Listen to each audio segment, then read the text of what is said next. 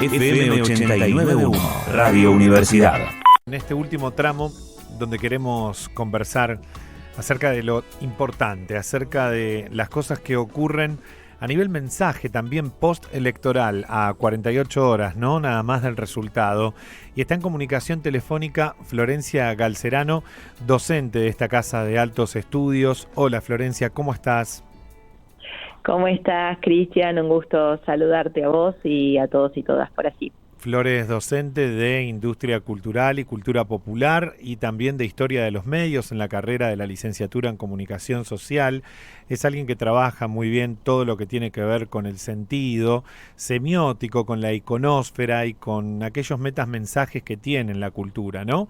Y hablábamos con Florencia específicamente de los mensajes post-victoria de Massa, con este 36-60, casi 7 puntos de diferencia a el contrincante que posibilidades tenía, que era Milei.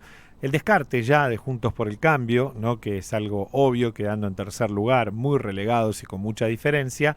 Y pensaba, Flor, para comenzar la entrevista, que tenemos algunos minutos antes de cerrar el programa, en una frase de Massa que ha dicho: la grieta se murió. Y a mí particularmente me pareció un acierto enorme plantarse en ese lugar. Sí, bueno, interesante. Desde mi lugar, que bueno, un poco lo reponía, yo estudio discursos sociales y polarización discursiva específicamente en las últimas investigaciones, y también reparé en esa frase porque es una construcción mediática, pero también popular, muy importante, que circuló en los últimos años, y me parece que lo que viró en estas últimas semanas, no solamente en post-elección y que derivaron en los discursos de ambos candidatos, en los que también se polarizó, me parece que lo que cambió justamente es la matriz de polarización, ¿no? Uh-huh. Por una parte, Javier Milei tratando de reactualizar el anti-kirchnerismo, ¿no?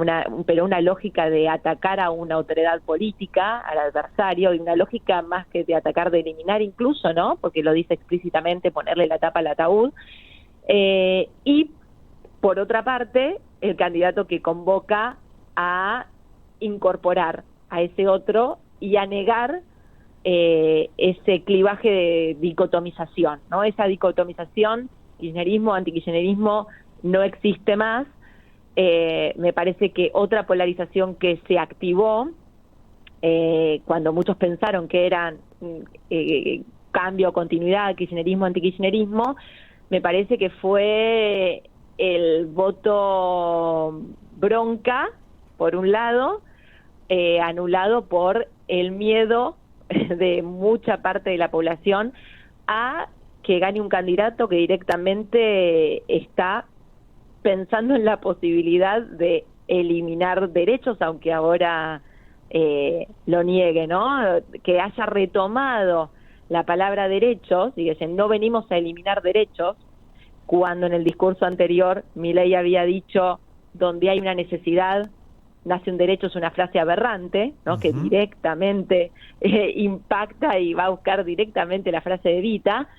Me parece que son signos ahí significantes discursivos muy importantes para pensar en cómo se reacomodó, cómo se reestructuró esa polarización discursiva. Es muy interesante plantear esta polarización discursiva en los dos sentidos, ¿no? Que son los dos candidatos y que obviamente significan cosas distintas y resignifican ahora cosas diferentes. Pero por un lado, Massa está hablando de un gobierno de unidad nacional y ya lo había dicho. Es decir, hay una resignificación que es lógica postelectoral, pero el mensaje es el mismo. Digo, sigue en la dinámica y en la continuidad.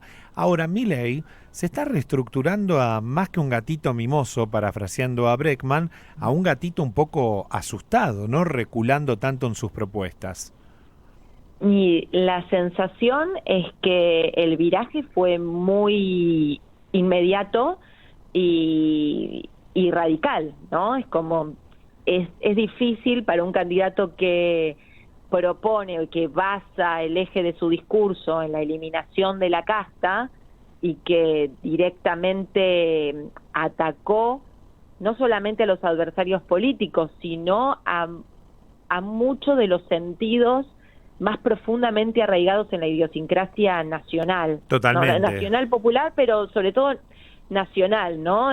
Con cuestiones sagradas y profanas de la cultura nacional argentina, ¿no? Entonces, cuando él dice que vuele todo por el aire o se mete con el máximo representante religioso, ¿no? Que es el Papa Francisco para gran parte de la población en Argentina, o muchos de sus candidatos reproducen... Flor, te voy a decir algo, y que es argentino, además, ¿no? En el mensaje también, y que es argentino, además. Sí. O, bueno, las declaraciones que no solamente él, sino gran parte de su equipo reproducen una deshumanización muy profunda, ¿no? Esta idea radical de que el mercado controle todo y que incluso, bueno, esto ya se había planteado hace años y lejos de soslayar o matizar, revisar y rectificar esa idea de que el mercado está sobre las personas y que el que queda afuera, bueno, no hizo suficiente mérito, y que, bueno, si alguien dispuesto a vender un brazo en el ejercicio de su libertad para salvarse la vida, que lo haga, o vender niños para evitar el aborto, todas esas cosas. O renunciar a la paternidad. O renunciar a la paternidad, no son cuestiones que muy radicalizadas, y me parece que no pudo leer el contexto cultural en el que se inscribe, y la historia, ¿no? Y esta matriz aunque no le guste llamarlo de esta manera, pero los derechos adquiridos están, y necesitas un Estado muy presente para garantizar esos derechos. Garantizarlos. Cuando alguien habla de exactamente. Y ampliarlos, ¿no? Y sostenerlos. Esto no implica, por supuesto, la elección aún está abierta, ¿no? Está todo por decirse. No está resuelta la cuestión, veremos, pero me interesaba desde mi lugar el aporte, la reflexión humildemente que podía llegar a hacer en torno a lo que habíamos conversado. Tiene que ver con la construcción de los sentidos en clave histórica y revisitados en la contingencia actual. Me parece que eso es lo que de alguna manera terminó de inclinar este resultado, ¿no? De prefigurarlo. Por último, Flor, porque ya estamos cerrando el programa, siendo 6 minutos que nos quedan para las 2 de la tarde, pensar en lo que viene y en la construcción cultural, ¿no? De cara a la elección, no post-elección, porque como vos bien decís, todavía está abierta la elección, pero de cara a la elección tenemos a un candidato como Massa que está aglutinando, que está hablando de la familia, que está hablando de las mujeres y la lucha de las mujeres, que está hablando de no cortar relaciones ni con el Vaticano, ni con el judaísmo, ni con, digamos, los musulmanes, que son las 3 religiones justamente más conocidas. Luego, muchas creencias, siempre lo decimos aquí en Plan de Radio. Y del otro lado, alguien que está implosionándose para adentro en su propio mensaje. Sé que sería hacer futurología, pero te pido una opinión, al menos de lo que crees que puede devenir semiótica y culturalmente en las próximas semanas que podamos ver en los medios.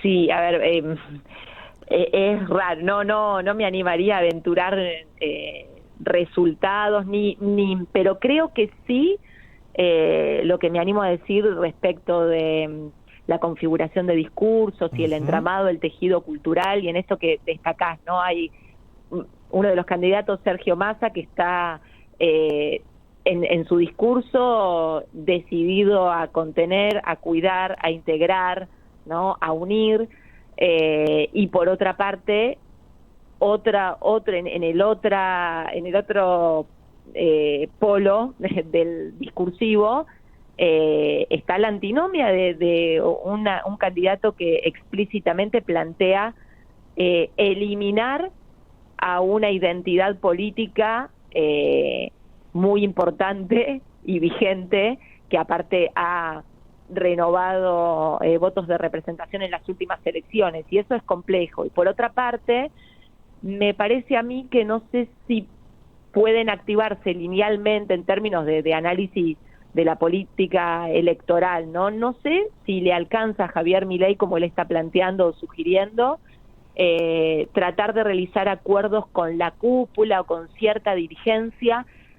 No sé, me permito dudar si le alcanza eso, si no ha perdido ya legitimidad, ¿no? Porque tanto los ha denostado y tan radicalmente. Claro.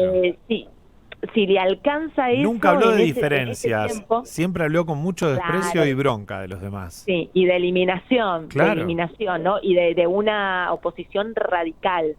Entonces, me parece que más allá de que se efectivicen esos acuerdos, en términos políticos partidarios, la base social, las mayorías, no sé si estarían dispuestos a acompañar, porque creo que ha ofendido a gran parte de la población y ha asustado a gran parte de la población. Entonces, me permito dudar si, por ejemplo, los votantes de Patricia Bullrich, por más que ella, en mi hipotético caso, hablo de lo sugerido, ¿no? Creo que le ofreció al Ministerio de Seguridad, por ejemplo, no sé si linealmente esos votos se van a trasladar a su espacio político. Me cuesta pensar eso, por ejemplo. Totalmente claro lo que estás diciendo, y te aventurabas en una opinión, que es lo que yo te pedía, no en una futurología, pero sí en una opinión desde lo discursivo, desde lo pragmático dentro de la masa cultural y cómo confluyen las distintas relaciones, ¿no? La volatilidad por ahí, distintos elementos que tienen que ver con variables, la volatilidad de los votantes, las nuevas alianzas que se pueden dar para acompañar una o la otra fuerza, y ahí me parece que es claro que hay un panorama de contener, ayudar e ir para adelante, y otro panorama que, lo voy a resumir en una palabra, mete miedo. Y el miedo, la verdad, que a los argentinos en la historia, con la historia que hemos tenido, no nos viene nada bien, ni siquiera de cerca sentirlo, ¿no? Porque antes del 2001 mirábamos la dictadura como el horror, o la década de los 90 que termina implosionando en el 2001, y ahora miramos ese 2001 como algo terrible, pero también miramos lo que pasó con Macri. Entonces no queremos volver a repetir. Flor, ha sido muy amable, tenemos que cerrar el programa ya, y por supuesto te agradecemos mucho y esperamos lo mejor para todas y todas, y celebrar dentro de esos conceptos de apertura, de integración y de un país que se desarrolle en todas sus áreas. Muchas gracias por todo y hasta la próxima. Hasta la próxima. Ahí estamos. Un beso grande. Florencia Galcerano, docente de esta Casa de Altos Estudios, investigadora en lo que tiene que ver con discursos políticos, semióticos, y también justamente esta polarización, ¿no? Ella es profe aquí de dos materias más que interesantes: historia de los medios y industria popular y cultura, industria cultural y cultura popular. Desde la Universidad Nacional de La Matanza, Radio Universidad FM 89.1. Siempre cerca.